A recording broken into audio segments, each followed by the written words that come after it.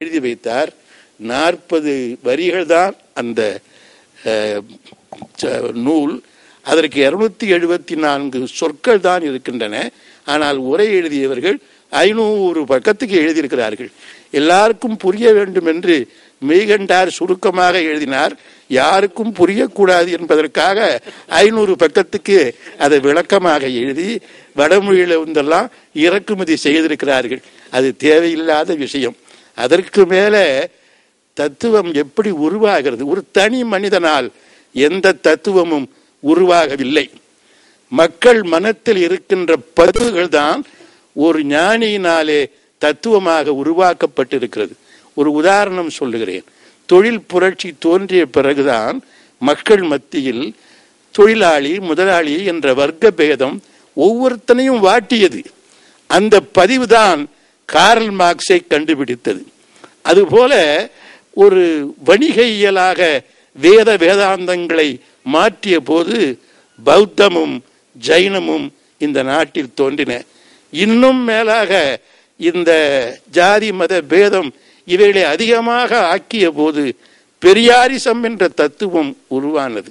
ஆக மக்கள் மனத்தில் எது பரவலாக உருவாகிறதோ அது ஒரு ஞானியினால் தத்துவமாக வெளிப்படுத்தப்படும். அவ்வளவுதான். காலம் அல்லது மனம், இந்த 2 தான் தத்துவமாகும். இதற்கு அடையாளமாக நம்முடைய விஞ்ஞானிகள் சொல்லுகிறார்கள், யூனிவர்சல் மைண்ட் என்று சொல்லுகிறார்கள்.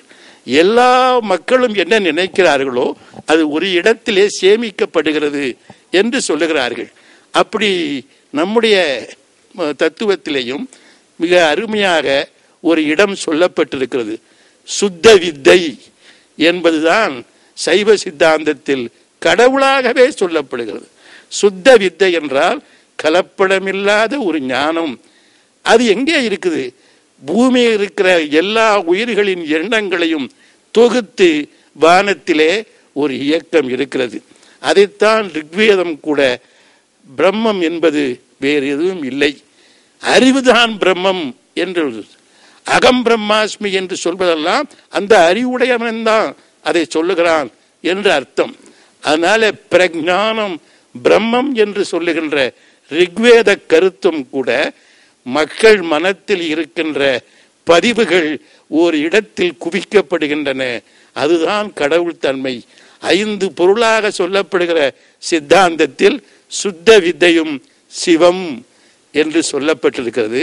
ஆகையினால் நாம் என்ன நினைக்கிறோமோ அதைத்தான் பின்னால் ஒரு காலத்தில் தத்துவமாக ஒரு ஞானி எழுதுகிறான் என்கின்ற உண்மையை உங்களோடு கலந்து கொண்டு, இதற்கு மேல் நானே வரையறையை மீறக்கூடாது. ஆகையினால் இப்பொழுது நண்பர்கள் நம்முடைய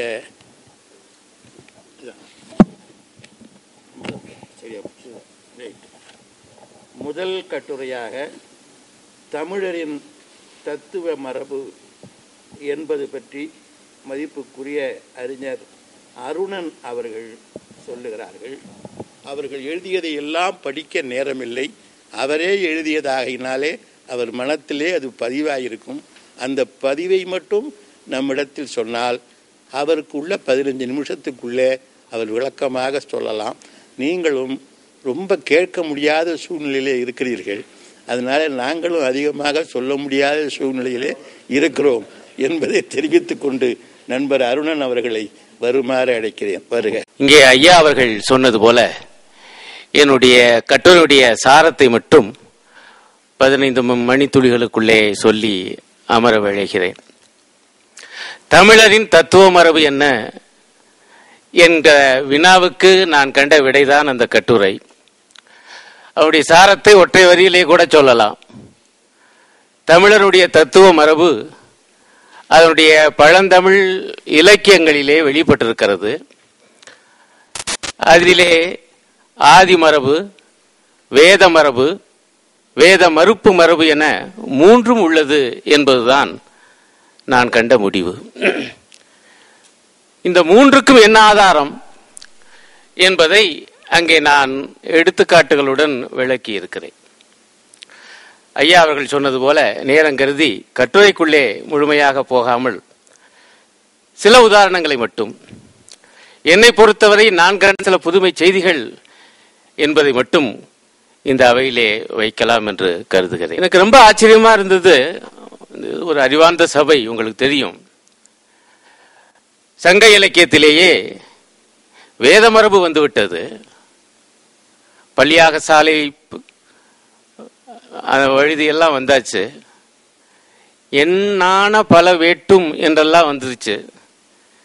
எண்ணிக்கையே வெட்கப்படுகிற அளவுக்கு அவ்வளவு வேள்விகள் செய்த மன்னனை பற்றி அல்லது பெரிய தனக்காரர்களை பற்றியெல்லாம் சங்க இலக்கியம் பேசுகிறது. ஆனால் அதற்கு முன்பாக உங்களுக்கு தெரியும், சங்க இலக்கியம் என்பது ஒரு 300-400 ஆண்டு காலத்து சிந்தனையினுடைய தொகுப்பு. ஆகவே எல்லாம் ஒரே மாதிரியாக இருப்பதில்லை. பல வெளிப்பாடுகளுடைய குவி மையமாக சங்க இலக்கியம் இருக்கிறது. என்னை பொறுத்தவரை இந்த வேத மரபுக்கும் முந்திய ஒரு ஆதி மரபு தமிழனுக்கு இருந்தது, தத்துவ மரபு. அது சங்க இலக்கியத்திலேயே வெளிப்பட்டிருக்கிறது. உதாரணமாக ஒரு வாக்கியம், மடங்கள் உண்மை மாயமோ அன்றே என்று வருகிறது. மரணம் என்பது உண்மை, அது மாயம் அல்ல என்கிற ஒரு வாக்கியம். இது ஒரு அற்புதமான செய்தி. அதை எனக்கு தெரிந்து 2 புலவர்கள் அதே வாக்கியத்தோடு முடிக்கிறாங்க. இன்னொரு புலவன் அதை ஒரு இலக்கிய அழகோடே சொல்லுகிறான். காவுதோர் இழைத்த வெறியர் களத்து இடம் கெட தொகுத்த விடையின் மடங்கள் உண்மை மாயமோ அன்றே. மரணம் என்பது அவ்வளவு நிச்சயமான ஒன்று, அது ஒன்றும் வெறும் கனவு அல்ல என்று சொல்வதற்கு ஒரு உதாரணம் சொல்றான். அந்த உதாரணத்து மூலமாகவே அன்றைய வாழ்நிலை ஒன்று வெளிப்படுகிறது. வெறிக்களம், சாமி ஆட்டம், அங்கே பலி கொடுப்பதற்காக ஆடு மாடுகள் இருக்கின்றன. இடம் அவ்வளவு நெருக்கடியா, அவ்வளவு நெருக்கமா மந்த மாதிரி ஆடு மாடுகள் இருக்கு. அவை இன்னும் சிறிது நேரத்திலே வெட்டுப்பட போவது எவ்வளவு உண்மையோ அவ்வளவு உண்மை மடங்கள். மடங்கள் உண்மை மாயமோ அன்றே. நண்பர்களே, மரணம் உண்மை என்பதிலிருந்து வாழ்வும் உண்மை என்று பெறப்படும். ஆனால் இது சங்கரர் காலத்துக்கு முந்திய வேத மரபுக்கும் முந்திய ஆதி மரபு என்கிற முடிவுக்கு நான் ஏன் வருகிறேன் என்றால், இது பிற்காலத்து சிந்தனையாக இருக்கும் பட்சத்தில், இன்றைக்கு கூட ஐயா வாசை வேதனையோடு சொன்னார், சங்க இலக்கியம் எல்லாம் 8வது 9ஆம் நூற்றாண்டிலே வந்தது என்று. அது 9ஆம் நூற்றாண்டுக்கு பிற்பாடு வந்திருக்குமே. ஆனால் உதாரணத்துக்கு சொல்லுகிறேன், மடங்கள் உண்மை என்று சொல்லியிருக்க மாட்டாங்க. ஆதிசங்கருடைய சிந்தனைக்கு மறுப்பு சொல்வதாக இருந்தால் வாழ்வு உண்மை, அது மாயமன்று என்றுதான் சொல்லியிருப்பாங்க. இது அதை விட ரொம்ப இயல்பா இருக்கு. ஆதி மனுஷனுக்கு என்ன முதல்ல சந்தேகம் வந்திருக்கணும், மரணங்கிறது உண்மையா இல்லையான்னு சந்தேகம் வந்திருக்கும். ராத்திரி தூங்குறான், ஆனா காலையில எந்திரிச்சிடறான். இப்போ ஒருத்தர் ராத்திரி சாகுறான், காலையில எந்திரிக்கல. இன்னும் கூட பொறுத்து பார்த்திருப்பான், அடுத்த நாளாவது எந்திரிப்பானான்னு. இன்னும் கூட பொறுத்து பார்த்திருப்பான், இன்னும் ஒரு நாள் கழிச்சாவது எந்திரிப்பானான்னு. எந்திரிக்கவே இல்லை. அப்ப முதல் கேள்வி என்னன்னா, மரணம் என்பது வெறும் தூக்கம் அல்ல, மரணம் என்பது வேறு ஒன்று. இது விழிப்பில்லாத தூக்கம். ஆக மரணம் என்பது மெய்யா பொய்யா என்கிற ஒரு தத்துவ கேள்வி அன்றைக்கு வந்திருக்கிறது. அவை வாழ்வு மெய்யா பொய்யா என்று போகாமல் மரணம் மெய்யா பொய்யா என்று போனதிலிருந்து நான் என்ன ஊகிக்கிறேன் என்றால், இது ஒரு ஆதிகாலத்து சிந்தனை, இது ஒரு ஆதி மரபு. தமிழன் எவ்வளவு பெருமைக்குரியவன், அவன் தத்துவ ஞானம் என்பது ரொம்ப இயல்பா இருக்கு. மரணம்ங்கிறது உண்மையா பொய்யா என்று யோசிக்கிறான், அது உண்மைதாங்கிற முடிவுக்கு வர்றான். எந்த அளவுக்கு உண்மை என்பதற்குத்தான் அவன் சொன்ன இந்த அருமையான ஒரு உதாரணம். இத்தகைய ஆதி மரபுகள் உண்டு. இதிலிருந்து நம்மை போன்ற